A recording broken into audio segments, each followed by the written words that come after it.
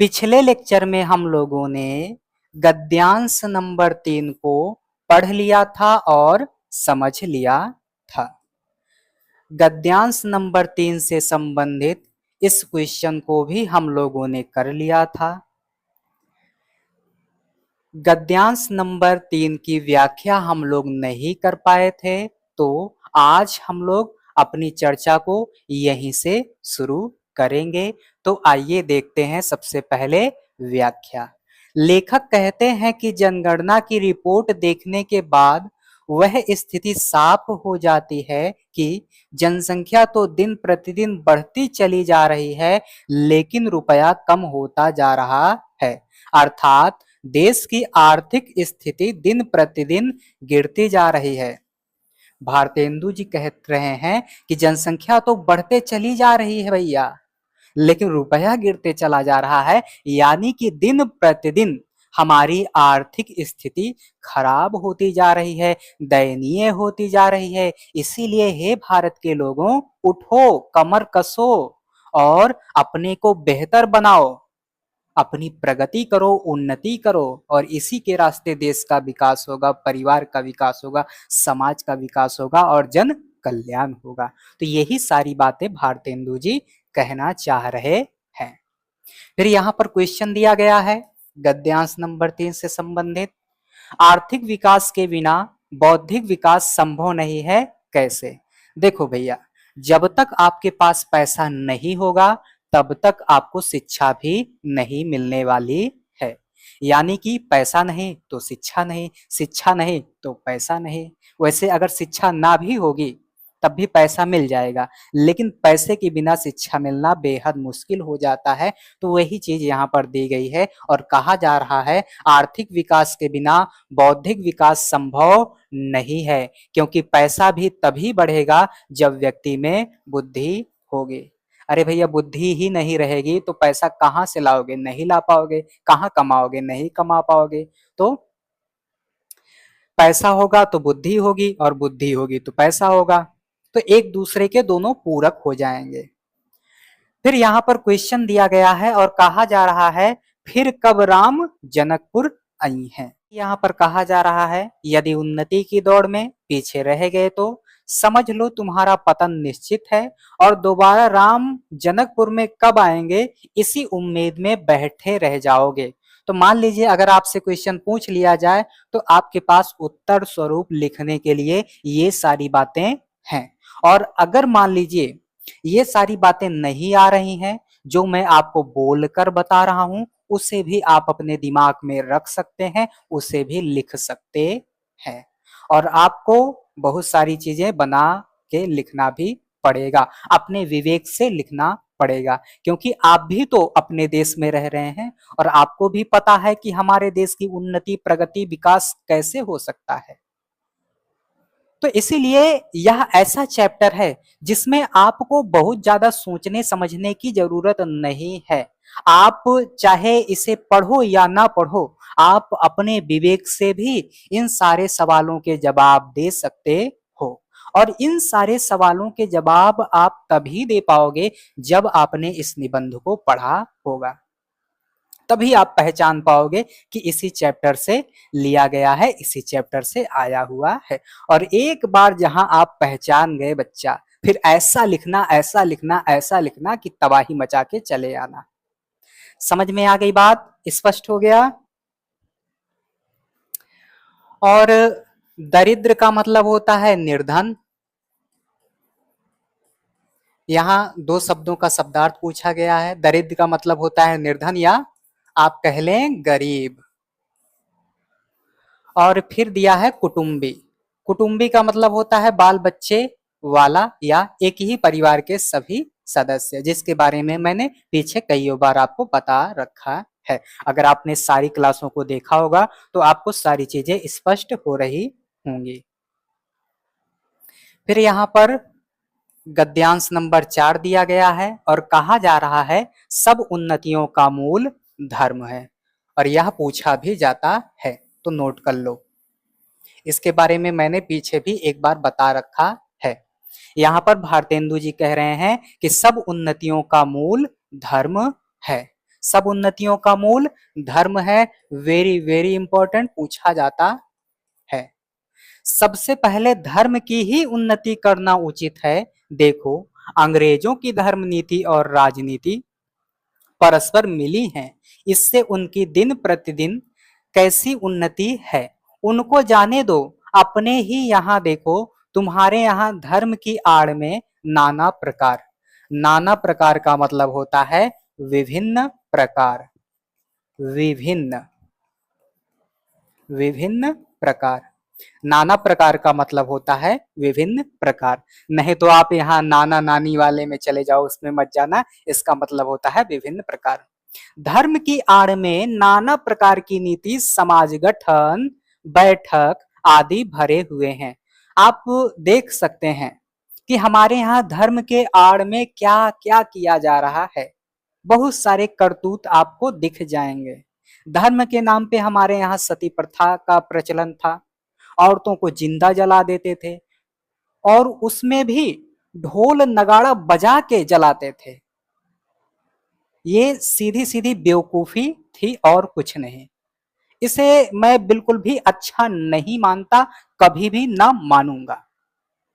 तो ऐसे ऐसे धर्म के नाम पर हमारे यहाँ एक प्रकार से मैं कहूं कुकृत्य चल रहे थे, है ना, कुकृत्य चल रहे थे। तो आप देख सकते हो, और अभी भी हमारे यहाँ ऐसे लोग पड़े हुए हैं। सांप काट लेता है, झाड़ फूक में पड़ जाते हैं। हाँ भैया, मानते हैं झाड़ फूक से आराम होता है, लेकिन जब संसाधन हमारे पास हो गए हैं तो काहे हम इन चीजों में पड़े। पहले संसाधन नहीं होते थे, शहर तक जाने का रास्ता नहीं होता था, हॉस्पिटल वगैरह दूर दूर हुआ करते थे, तब हम इन चीजों में पड़े, स्वाभाविक सी बात है। लेकिन अब संसाधन उपलब्ध हो गए हैं, गांव के बगल में ही हॉस्पिटल बन रहा है, शहर के बगल में ही हॉस्पिटल बन रहा है, एक फोन डायल करने से एम्बुलेंस आ जा रहा है, तब भी हम अगर इन चीजों में उलझे हुए हैं तो ये हम क्या कर रहे हैं, मूर्खता कर रहे हैं। और ऐसे में आप सभी ने देखा ही होगा, बहुत सारे लोग जान गंवा बैठते हैं। आज भी हम धर्म के नाम पर ना जाने क्या क्या कर बैठते हैं। तो ये सब चीजें हमें त्यागना होगा, छोड़ना होगा, और हमें मानवता के धर्म को अपनाना होगा। एक ही जाति को अपनाना होगा और वह जाति होगी मानव जाति। एक ही धर्म को अपनाना होगा और उस धर्म का नाम होगा मानवता। तब जाके इस देश का भला होगा, इस देश का उद्धार होगा, इस देश का कल्याण होगा और इस देश की प्रगति होगी और देश का नाम स्वर्णिम अक्षरों में लिया जाएगा। बाहरी देश भी इसके गुणगान करेंगे कि एक भारत देश था, उसमें लोग बड़े ही विनम्रता के साथ रहते थे, प्रेम भाव के साथ रहते थे। आज का दौर उठा के देख लो, क्या से क्या हो रहा है।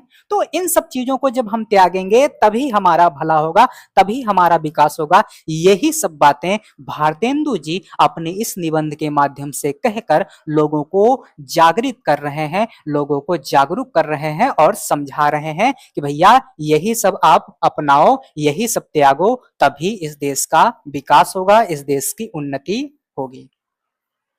यहां पर इसकी व्याख्या दी गई है। व्याख्या में कहा जा रहा है, प्रस्तुत पंक्तियों में सभी प्रकार की उन्नति के मूल में धर्म है। इस तथ्य को प्रकट करते हुए लेखक कहते हैं कि यदि हमें अपने देश में किसी भी प्रकार की उन्नति करनी है तो हमारे सभी कार्य धर्मानुसार होने आवश्यक हैं। इसके लिए सर्वप्रथम धर्म की उन्नति करनी चाहिए। हाँ, धर्मानुसार होने चाहिए, इस बात को मैं स्वीकारता हूं, लेकिन धर्म ऐसा होना चाहिए, उस धर्म में ऐसी बातें होनी चाहिए जिससे सभी लोग सुख पावें। अब ये नहीं कि कोई वर्ग अच्छा सुख पा रहा है और कोई वर्ग मारा पीटा जा रहा है। तो ऐसे धर्म के बारे में बात यहाँ पर भारतेंदु जी नहीं कर रहे हैं, ये भी आपको पता होना चाहिए। इसके लिए सर्वप्रथम धर्म की उन्नति करनी होगी। यहाँ धर्म का आशय उस आचरण से है जो समाज अथवा राष्ट्र के कल्याण को ध्यान में रखकर किया जाए। धर्म ऐसा होना चाहिए जो राष्ट्र और क्या है भैया, समाज, को ध्यान में रखकर, उसके कल्याण को ध्यान में रखकर ऐसा धर्म होना चाहिए, है ना। तो यही सारी चीजें यहाँ पर बताई जा रही हैं, एक बार खुद से भी पढ़िएगा, मजा आएगा। फिर यहाँ पर क्वेश्चन के रूप में कहा जा रहा है, अंग्रेजों की उन्नति तथा भारतीयों की अवनति का क्या कारण है। अंग्रेज इतनी उन्नति कैसे कर रहे हैं और भारतीय दिन प्रतिदिन अंधविश्वास वगैरह में उलझते जा रहे हैं, इसका कारण क्या है, आप कारण के बारे में बताओ। तो यहां पर बताया गया है, अंग्रेजों की धर्म नीति और राजनीति परस्पर मिली हुई है, इसी कारणवश वे परस्पर उन्नति के शिखर पर पहुंचते जा रहे हैं। किंतु दूसरी ओर भारत में धर्म की आड़ में ना जाने कितने असामाजिक दल भरे पड़े हैं, जो भारतीयों की उन्नति के मार्ग में बाधा उत्पन्न करते हैं। यहाँ पर कहा जा रहा है, देश उन्नति के शिखर पर किस प्रकार पहुंचेगा, गद्यांश के आधार पर स्पष्ट कीजिए। तो प्यारे बच्चा, अगर हम लोग धर्म के वास्तविक अर्थ को समझ लेते हैं, उसे ग्रहण कर लेते हैं, तभी हमारे देश की उन्नति होगी, हमारा देश उन्नति के शिखर पर पहुंच जाएगा। अगर आपके पास समय होगा तो और ज्यादा लिखिएगा, नहीं तो आप यही 2 लाइन लिख दीजिएगा, मजा आ जाएगा, एग्जामिनर सच में खुश हो जाएगा और आपको नंबर देगा। अब हम बात करेंगे यहाँ भाग 3 की, और यह भाग 3 गद्यांश नंबर 5 से आरंभ होगा। यहाँ पर कहा जा रहा है, ये सब तो समाज धर्म है, जो देश काल के अनुसार शोधे और बदले जा सकते हैं। दूसरी खराबी यह हुई है कि उन्हीं महात्मा बुद्धिमान ऋषियों के वंश के लोगों ने अपने बाप दादों का मतलब ना समझकर बहुत से नए नए धर्म बनाकर शास्त्रों में धर दिए हैं। बस सभी तीर्थ व्रत और सभी स्थान तीर्थ हो गए हैं। ये जितना मैंने यहाँ पर अंडरलाइन किया है, ये हो जाएगा रेखांकित अंश। आगे बढ़ते हैं। सो इन बातों को अब एक बेर आंख खोलकर देख और समझ लीजिए कि फलानी बात उन बुद्धिमान ऋषियों ने क्यों बनाई, और उनमें जो देश और काल के अनुकूल और उपकारी हों उनको ग्रहण कीजिए। अब देखिए भैया, यहाँ पर भारतेंदु जी कह रहे हैं कि आप एक बार अपने आंख को चाहे बंद कीजिए, चाहे आंख को खुला रहने दीजिए और सोचिए, विचार कीजिए कि अगर किसी बात को फलाने ऋषि ने कहा है तो क्यों कहा होगा। अगर वो सही है, वह अच्छी है, तो उसे अपनाइए। अगर उसमें थोड़ा बहुत सुधार की अपेक्षा है तो उसे सुधारिए, उसे अपनाइए। और जो अच्छी बातें नहीं है उन्हें आप हटा दीजिए, निकाल फेंकिए। और ऐसा करेंगे देश की उन्नति अपने आप ही होने लगेगी। तो वही बात कह रहे हैं, और उपकारी हो उनको ग्रहण कीजिए। जो अच्छी बातें हो, जो उपकारी बातें हो, जिनसे सीख मिले, जिनसे प्रेरणा मिले, उनको अपनाइए, उनको ग्रहण कीजिए। इससे आपका व्यक्तित्व, आपका चरित्र मजबूत होगा, अच्छा होगा। बहुत सी बातें जो समाज विरुद्ध मानी जाती हैं, किंतु धर्म शास्त्रों में जिनका विधान है, उनको चलाइए, है ना। तो यही सारी बातें यहाँ पर कह रहे हैं। यहाँ पर हम रेखांकित अंश की व्याख्या देखेंगे। व्याख्या में कहा जा रहा है, ऋषि मुनियों व बुद्धिमान पूर्वजों द्वारा बनाए गए नियमों को उन्हीं के वंशजों ने अपनी सुविधा के अनुसार तोड़ मरोड़ कर उनका रूप ही बदल दिया। इससे वे धर्म, त्योहार व नीतियां हमारे लिए कल्याणकारी ना होकर हमारे बंधन बन गए हैं। उनमें बहुत से पाखंड व प्रपंच जोड़ दिए गए तथा बहुत से अंधविश्वासों ने लोगों को घेर लिया है। और इन्हीं अंधविश्वासों से, इन्हीं पाखंड और प्रपंच से हमें निकलना होगा। अपने स्वार्थ के लिए उन्होंने हर तिथि में ही कोई ना कोई त्योहार और सभी स्थानों को तीर्थ बनाने का ढोंग आरंभ कर दिया। परिणाम स्वरूप लोगों की उन व्रत त्योहारों पर से आस्था समाप्त होती जा रही है। तो ये हो गई इसकी व्याख्या। अब यहाँ पर कुछ छोटू छोटू से क्वेश्चन है, उनको हम लोग करेंगे। यहाँ पर कहा जा रहा है, लेखक के अनुसार हमारे सामाजिक नियम क्या हैं तथा पूर्वजों ने इन्हें क्यों बनाया है। लेखक के अनुसार समाज में प्रचलित व्रत, नियम, अनुष्ठान व त्योहार आदि ये सब हमारे सामाजिक धर्म हैं। हमारे पूर्वजों ने इन्हें समाज के कल्याण व मानव हित के लिए बनाया था, लेकिन कुछ लोगों ने इन सब के अर्थों में परिवर्तन किया और बहुत सारा ढोंग, प्रपंच, अंधविश्वास भर दिया, जिससे लोगों की इस पर से आस्था उठती जा रही है। ताकि इन पर चलकर समाज में एकता, समरसता व भाईचारे की भावना बनी रहे। अगला, हमें किन नियमों को स्वीकार करना चाहिए, स्पष्ट कीजिए। यहां उत्तर में कहा जा रहा है, हमें केवल उन्हीं नियमों को स्वीकार करना चाहिए जो देश, काल व स्थान के अनुसार हमारे लिए उपयोगी व अनुकूल हों। किंतु हमें अपनी प्राचीन संस्कृति का पूर्ण रूप से त्याग भी नहीं करना चाहिए। मान लीजिए हमारे ग्रंथों में या हमारी संस्कृति में कुछ खराबियां हैं, कुछ त्रुटियां हैं, तो उन्हें सुधारिए। सीधा का सीधा अपने कल्चर को ठुकराइए मत। यही चीज यहाँ पर भारतेंदु जी कहना चाह रहे हैं, कह रहे हैं। उसे परिवर्तन के साथ अपनाना चाहिए। और आप सभी को पता ही है, परिवर्तन ही संसार का शाश्वत नियम है। तो उसमें थोड़ा बहुत परिवर्तन कीजिए, चेंज कीजिए, उसके बाद अपनाइए। आप पूरे के पूरे कल्चर को ठुकरा दें तो ये भैया अच्छी बात नहीं है। यही चीज यहाँ पर भारतेंदु जी बताना चाह रहे हैं। अब हम लोग करेंगे यहाँ पर गद्यांश नंबर 6 को। अपने लड़कों को अच्छी से अच्छी तालीम दो। तालीम का मतलब होता है शिक्षा। तालीम का मतलब होता है तमीज। तालीम का मतलब होता है तहजीब। तालीम का मतलब होता है संस्कार। तो अपने बच्चों को अच्छी शिक्षा दीजिए, उन्हें तौर तरीका सिखाइए, उन्हें लोगों के आदर को, उन्हें लोगों का आदर करना सिखाइए, उन्हें अच्छे अच्छे संस्कार दीजिए। पेंशन और वजीफा या नौकरी का भरोसा छोड़ो। वजीफा का मतलब होता है छात्र वृत्ति, स्कॉलरशिप।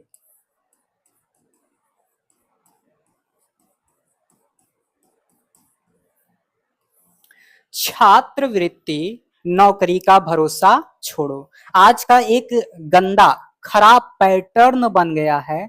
लोग पढ़ाई करते हैं तो नौकरी ही पाने के लिए। ये सबसे गंदा और सबसे घटिया पैटर्न है। इस पैटर्न का परित्याग करके ही हमें आगे बढ़ना होगा। लड़कों को रोजगार सिखलाओ। कितनी प्यारी बात कही जा रही है। और देखो, जैसे मान लीजिए आपने पढ़ाई किया और आपको नौकरी नहीं मिला, और अगर आपने कोई ना कोई रोजगार कर रखा है, कोई ना कोई कोर्स कर रखा है, कोई ना कोई काम सीख रखा है, तो आपका प्लान बी जो है यहाँ पर तैयार हो रखा है। आप इस चीज में उतर जाइए। आप पढ़ते रहिए, खूब सारा मन लगा के पढ़िए। 9वीं पढ़ रहे हैं, 10वीं पढ़ रहे हैं, 11वीं पढ़ रहे हैं, आप सारी चीजों का नोट्स एकदम प्रॉपर तरीके से बना लीजिए और आगे बीए कीजिए, एमए कीजिए। उसके बाद नौकरी ना मिले तो जो आपने पढ़ा है, जो आपने बेहतरीन नोट्स बनाया है, उसी को पढ़ाना शुरू कर दीजिए। तो ये हो जाएगा रोजगार, कि आपने रोजगार आधारित पढ़ाई की है। विलायत, विलायत का मतलब होता है विदेश, विदेश।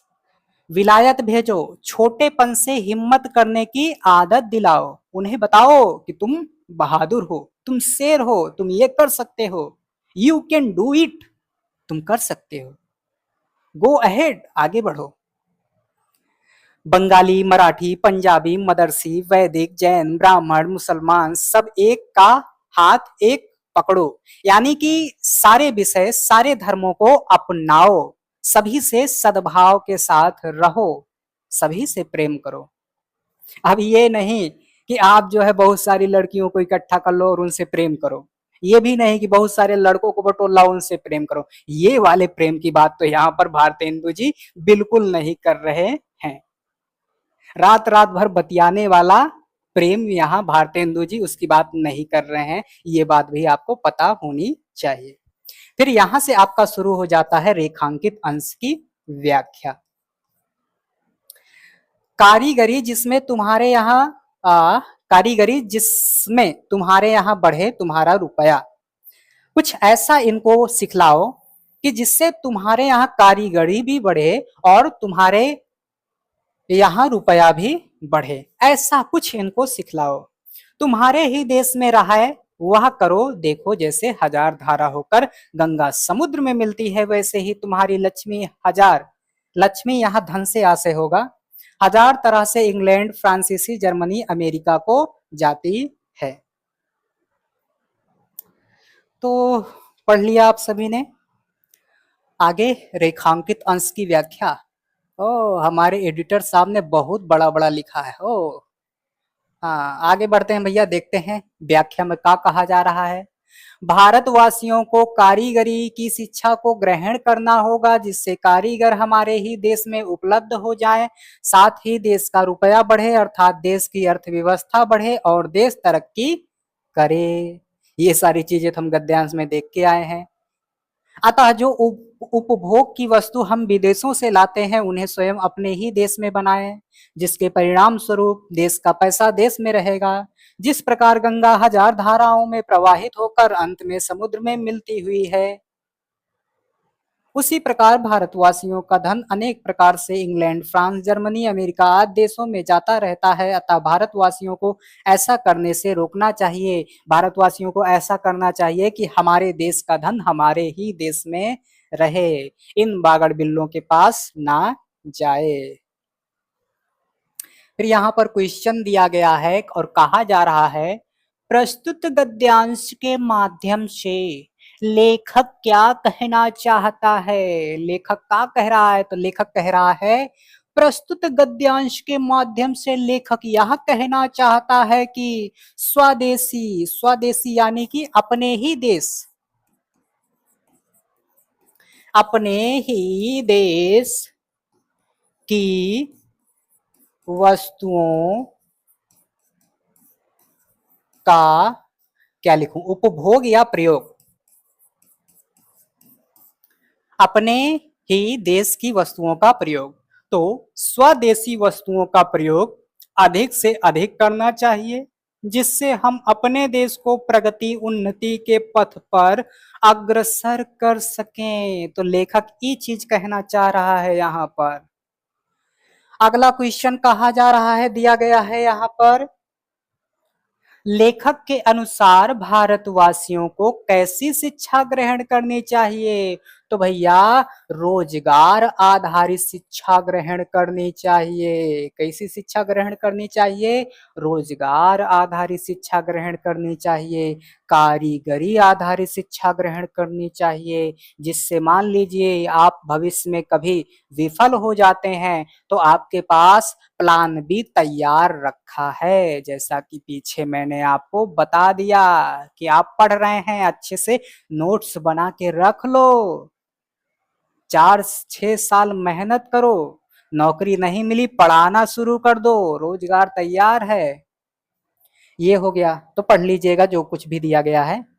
तालीम का मतलब मैंने बता ही दिया था, वजीफा का मतलब मैंने बता ही दिया था, इसमें कुछ करना नहीं है। गद्यांश नंबर 7 को अब हम देखेंगे। हाय अफसोस तुम ऐसे हो गए कि अपने निज की काम की वस्तु भी नहीं बना पा रहे हो।